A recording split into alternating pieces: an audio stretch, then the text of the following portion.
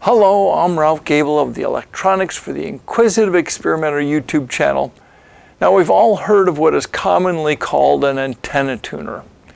And I had a person ask me the other day, well, what exactly is an antenna tuner and what does it do for me?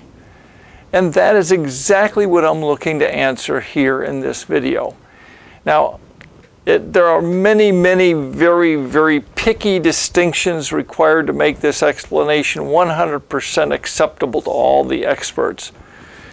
But this video is by definition intended for those who want to know more but don't necessarily want to become an expert.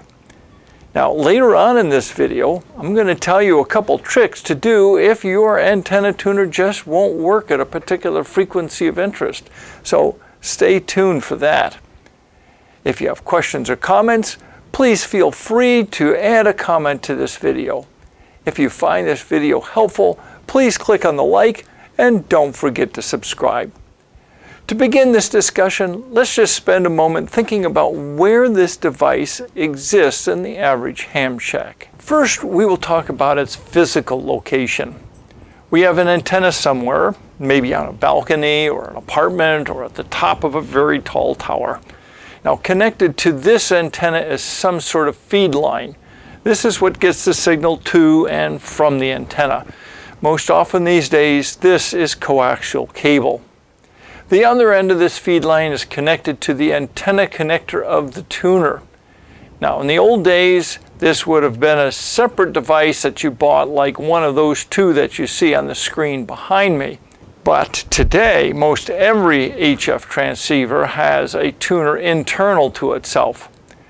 The input side of the antenna tuner is connected to the antenna connector of the transmitter, the radio, the amplifier. Now that we know where it lives in the typical system in a physical sense, let's talk about where it lives in the system in an electrical sense. If we're going to understand what an antenna tuner does for us, we have to appreciate what is going on in our antenna and feed line system. I'm going to be talking a lot about impedance here. You might even get sick of hearing the word impedance, but bear with me. Anytime there is a change in impedance along the route that RF signal takes between the source and the load, some of the signal that is coming from the source is reflected back at the source. Now, this could be a connection between two lengths of feed line. It could be a connection between the transmitter and the feed line. It could be a connection between the feed line and the load, which could be your antenna. Even damage to a feed line at a particular point will change the impedance of the feed line, and you'll get power being reflected back at the transmitter from that. This reflected power causes standing waves in the feed line between the point where the impedance changes and the source. We most often think of this in terms of the standing wave ratio, or SWR. If the source impedance, in other words your transmitter, matches the load impedance, in other words your antenna or your dummy load, then the SWR is the ideal 1-to-1. If they don't match, then the SWR is going to be greater than 1-to-1. Let's move on into our discussion of antenna tuners. We'll do this first by looking at the things that make up your system. Your antenna has a particular impedance which is determined by many factors. Your feed line also has a particular impedance. The SWR that exists at the antenna feed line connection is determined by these two impedances, the impedance of the antenna and the impedance of the feed line.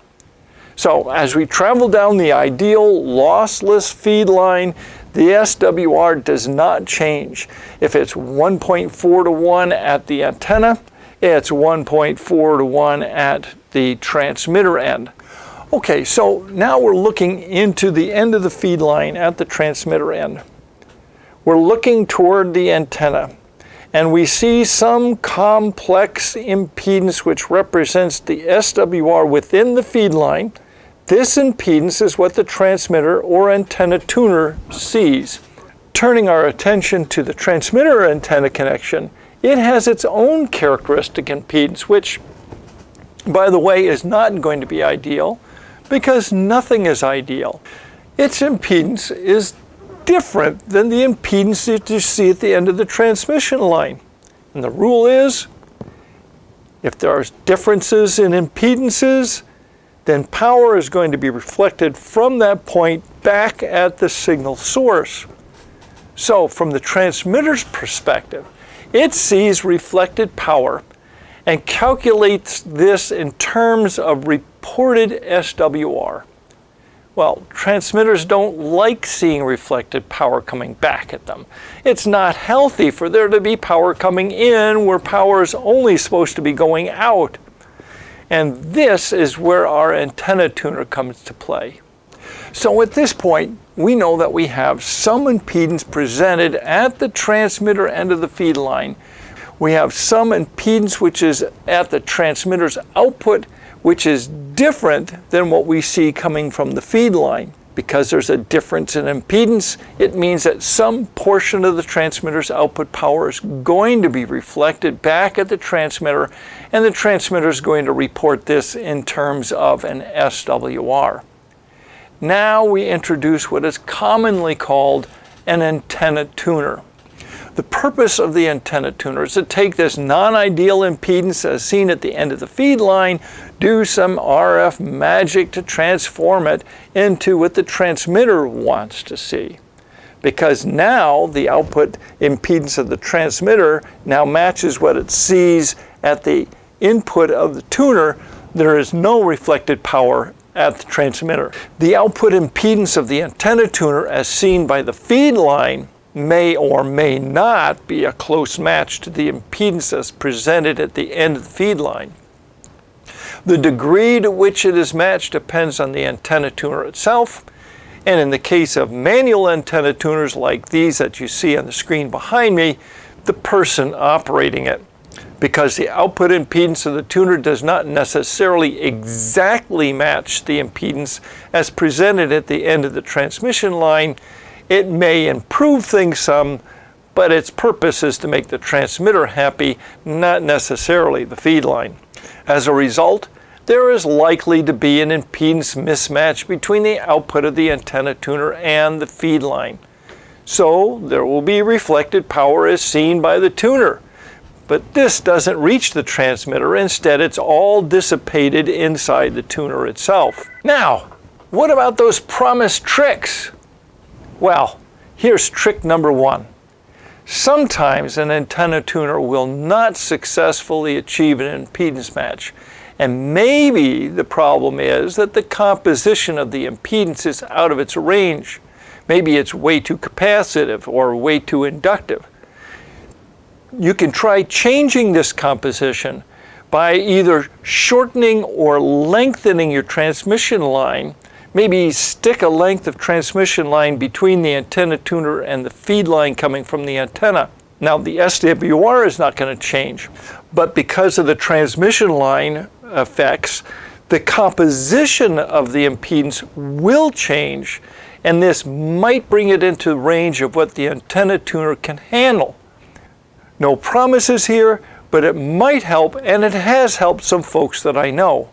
Trick number two is for those cases where trick number one doesn't help.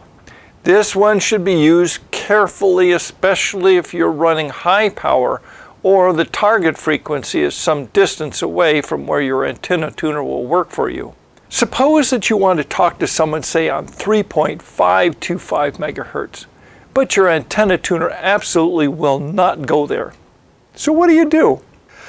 You select a frequency that's as close as possible to the desired frequency that the antenna tuner will successfully tune. Do the tune just like you always do. Then go to the desired frequency and enjoy your conversation. Okay, so you won't have a one-to-one SWR at that point. But the transmitter is still happy. I mean, maybe it's 1.5 to 1. The transmitter doesn't mind 1.5 to 1. So while not being ideal, it does get you where you want to go. So what's the bottom line here? The transmitter is happy, However, there's not necessarily a perfect impedance match between the output of the tuner and the feed line, so we'll get some reflected power back at the tuner, which is dissipated in the tuner. We get to the other end of the feed line, the antenna end, and we see yet another impedance mismatch, and we experience more reflected power. So far, we have been talking all about this whole business of transmitting and making our transmitter happy, and that's a good thing. We want a happy transmitter. Unhappy transmitters get really expensive. In this case, the signal source has been the transmitter, and the load has been the antenna. So let's flip things around and think for a moment about the receive side of the coin. On the receive side of the coin, the signal source is now the antenna, and the receiver is the load. As before, the antenna has a particular impedance which is assumed to be non-ideal. The feed line has its own impedance. The signal from the antenna sees that difference in impedance at the feed line, and some of the received signal is reflected back at the antenna.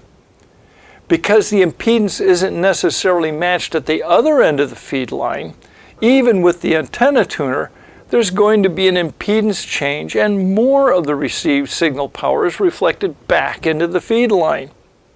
Now, I'm not saying that the antenna tuner doesn't improve reception, because, well, it does, because it improves the impedance mismatch between the receiver's input and the feed line. And this does indeed help.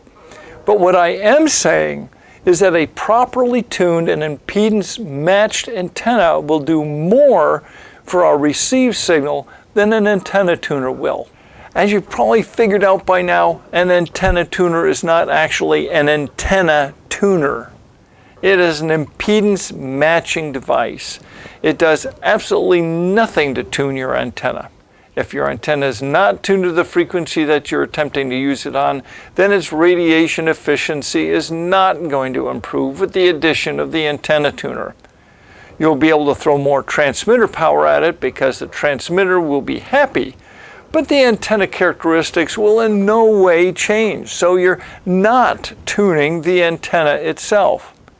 Nonetheless, we know what we mean when we talk about an antenna tuner, or at least now we do. If you found this video helpful, please click on the like and don't forget to subscribe to the channel. Thank you so much for watching. Until next time, Toodle-Oots.